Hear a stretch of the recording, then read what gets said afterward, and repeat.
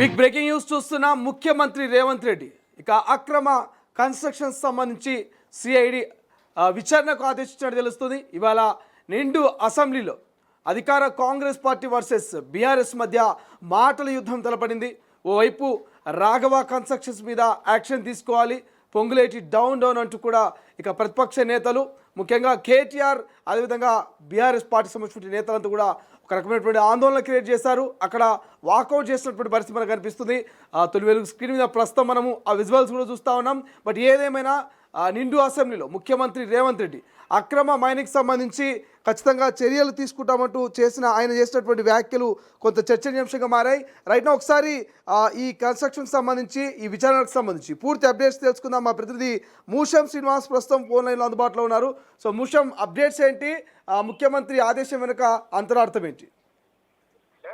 ప్రధానంగా రాఘవ కన్స్ట్రక్షన్ గత 3-4 నెలలుగా రాఘవ కన్స్ట్రక్షన్ సంబంధించినటువంటి వార్తలు మనం చూస్తా ఉన్నాం. అక్రమ మైనింగ్ చేస్తున్నారని, భూ కబ్జాలు చేస్తున్నారని ప్రతిపక్ష నాయకులు అయితే ఆరోపిస్తున్నటువంటి సందర్భంలో ఈ రోజు అసెంబ్లీ వరకు కూడా ఈ యొక్క విషయం అయితే తేలింది. మొత్తం మీద రాఘవ కన్స్ట్రక్షన్ సంబంధించి మనం చూస్తా ఉన్నాం. అక్రమ మైనింగ్ జరుగుతుందని ఆరోపిస్తూ అటు దాసూరు శ్రావణ్, ఆర్ఎస్ ప్రవీణ్ కుమార్, క్రిషాంక్ ఇలా బీఆర్ఎస్ పార్టీ నేతలందరూ కూడా అటువైపుగా వెళ్లి అక్కడ వాళ్ళు దాదాపుగా ఇక్కడ అక్రమ మైనింగ్ నడుస్తుందని చెప్పేసి ఆరోపించినటువంటి సందర్భాన్ని మనం చూస్తా ఉన్నాం. మొత్తం మీద సిఐడి విచారణకు ఆదేశించారు ముఖ్యమంత్రి రేవంత్ రెడ్డి. ఇట్లా ప్రతి ఒక్కరికి సంబంధించి ఇట్లా గంగుల కమలాకర్కి సంబంధించి, అలాగే రాజ్యసభ సభ్యుడు వజ్రాజి రవిచంద్రకు సంబంధించి, దాంతో పాటుగా ఇసుక మాఫియాకు సంబంధించినటువంటి విషయంలో మాజీ ఎంపీ అయినటువంటి మాజీ రాజ్యసభ ఎంపీ సంతోష్ కుమార్, అతని తండ్రి రవీందర్ రావు, ఇట్లా అందరిపైన కూడా సిఐడి విచారణ చేపిస్తాము. దానిలో మన మంది అనేటువంటి తేడా లేకుండా అందరిపైన కూడా ఈ యొక్క విచారణ అనేది ఉంటుంది అనేటువంటి విషయాన్ని అయితే చెప్పినటువంటి సందర్భాన్ని మనం చూస్తా ఉన్నాం. ఎవరి మీద కూడా మేము ఉపేక్షించమనేటువంటి విషయాన్ని చెప్తూనే మరొక విషయాన్ని కూడా చెప్పినటువంటి పరిస్థితి.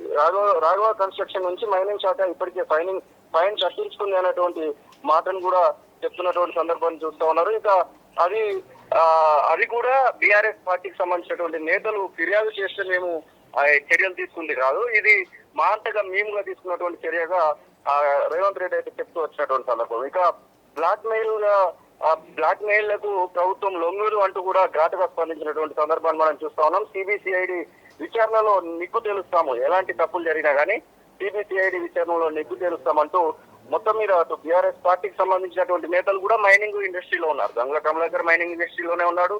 తనకు సంబంధించినటువంటి గ్రానైట్ కంపెనీలు ఉమ్మడి కరీంనగర్, ఉమ్మడి నిజామాబాద్, ఉమ్మడి ఆదిలాబాద్ లో చాలా భారీ ఎత్తున ఉన్నాయి. అలాగే వజ్రాజి రవిచంద్ర కూడా సేమ్ మైనింగ్ ఇండస్ట్రీస్ ఉన్నాయి. తనకు కూడా వజ్రాజి రవిచంద్రకు సంబంధించినటువంటి ఇండస్ట్రీస్ లలో సేమ్ గ్రానైట్ నడుస్తూ ఉంటుంది. అది ఖమ్మము, ఉమ్మడి వరంగల్ సంబంధించినటువంటి విషయంలో మొత్తం మీద ఇటు మైనింగ్ సంబంధించినటువంటి అంశం అయితే ఈ రోజు చర్చకు వచ్చింది. కొంత మేరకు మంచి అంశమే అంటూ పర్యావరణ వాదులు అయితే చెప్తా ఉన్నారు.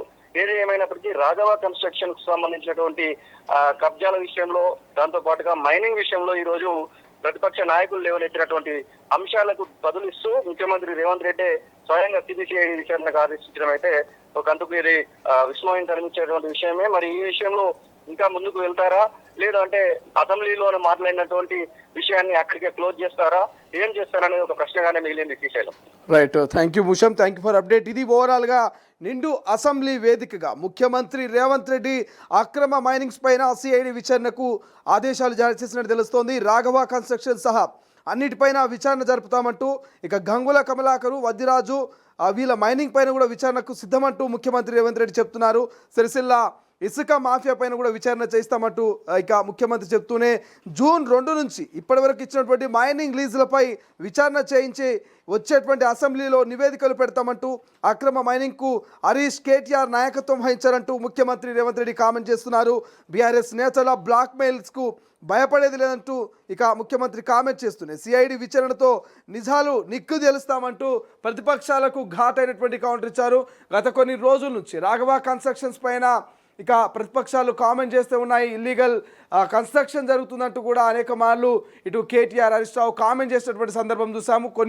కొన్ని సందర్భాలు రాఘవ కన్స్ట్రక్షన్ అక్రమ మైనింగ్ అంటూ అక్కడికి బీఆర్ఎస్ నేతలు విజిటింగ్ కూడా వెళ్ళేటువంటి సిచ్యువేషన్ మనం చూసాం. బట్ ఏదేమైనప్పటికీ నిండు సభలో తన మనటువంటి తేడా లేకుండా ఖచ్చితంగా గత కొన్నేళ్ల నుంచి జరుగుతున్నటువంటి అక్రమ మైనింగ్స్ మీద ఖచ్చితంగా ఉక్కుపాదం మోపుతాం, విచారణలు జరిపిస్తామంటూ ముఖ్యమంత్రి అసెంబ్లీ వేదికగా చెప్పడము, జూన్ 2 తర్వాత దానికి సంబంధించినటువంటి ఏవైతే ప్రాసెస్కి సంబంధించినటువంటి వాటన్నిటి మీద కూడా విచారణ జరిపించి వచ్చే అసెంబ్లీలో ఖచ్చితంగా నివేదికల్ని మీ ముందుంచుతామంటూ నిగ్గు తేలుస్తామంటూ ప్రతిపక్షానికి అయితే ఒక రకమైనటువంటి సవాల్ని ఈ రేవంత్ రెడ్డి విసిరినటువంటి పరిస్థితి కనిపిస్తుంది. బట్ ఏదేమైనా ఇవాళ వాడి వేడి చర్చ జరిగింది అసెంబ్లీలో. పార్టీ ఫిరాయింపులకు సంబంధించిన అంశంతో పాటు మైనింగ్ సంబంధించినటువంటి అంశం, ఈ రెండు అంశాల గురించి ప్రతిపక్షము అధికార పక్షం ఇద్దరి మధ్య ఘాటుగా చర్చ జరిగింది. కొద్దిసేపు ఒక రకమైనటువంటి ఆందోళన క్రియేట్ అయింది.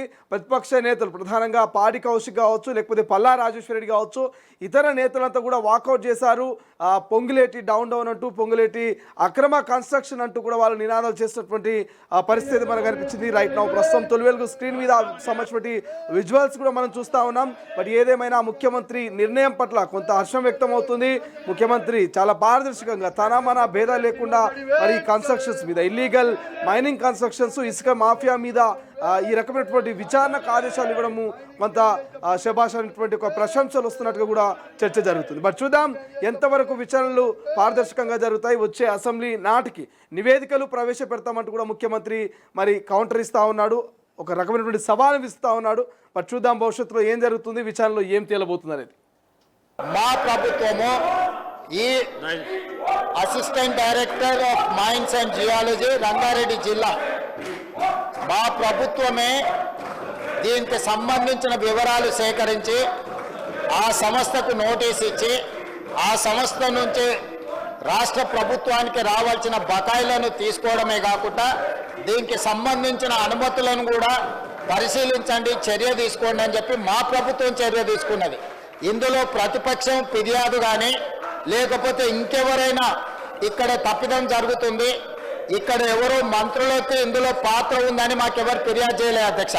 నేను ఇవాళ ఒకటే మాట చెప్పదలుచుకున్నా, సభ్యులు ఏదైతే వివాదం లేవనెత్తాలని, ఒక మంత్రి మీద బురద జల్లాలని, వాళ్ళ అక్కసు అసూయ వాళ్ళు అనుకున్న పైరవీలకు ఆ మంత్రి సహకరించడం లేదని, ఆ మంత్రి మీద ఒత్తిడి తీసుకురావాలి, ఆ మంత్రిని బ్లాక్ మెయిల్ చేయాలని కొంతమంది సభ్యులు ఏదైతే ప్రయత్నం చేస్తున్నారో, బ్లాక్ మెయిల్కి ప్రభుత్వం భయపడదు. ఇలాంటి బ్లాక్ మెయిల్లు ఇంకెక్కడైనా జరుగుతాయేమో కానీ ఈ ప్రభుత్వం దగ్గర జరగదు.